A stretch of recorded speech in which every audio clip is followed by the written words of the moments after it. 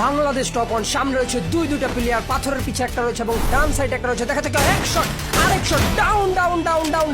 সামনেরটাকে কি পারবে? উডপেকারের কিছু হেডশট দেওয়ার চেষ্টা, বাট ব্যর্থতা। তো এখান থেকে দেখা যাক রাশ করে ফেলেছে, দেখা যাক এক শট, ইয়েলে আরেকটা শট যদি কানেক্ট করতে পারে। ইয়েলে কি শুই আছে সম্ভবত, কনফার্ম করতেছে না। এখানে কি বাংলাদেশ টপ অন ওরফে মাহফুজ ভাই কি সুযোগ দেওয়ার চেষ্টা করতেছে, এবং সামনের প্লেয়ারটা কিন্তু অলরেডি জুন থেকে বেঁচে এসেছে এবং সে তার টিমমেটকে অলরেডি রিভাইভও করে দিছে।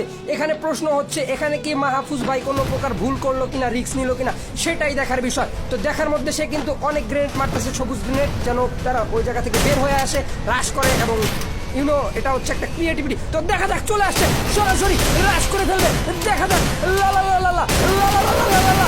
ও লো লো রে ভাই, হেলে হেল্প তাই ভাই। ও ও ও ও রে ভাই, রে ভাই, কি একটুর জন্য বাইরে বাইরে কি ছিল ভাই, কি ছিল।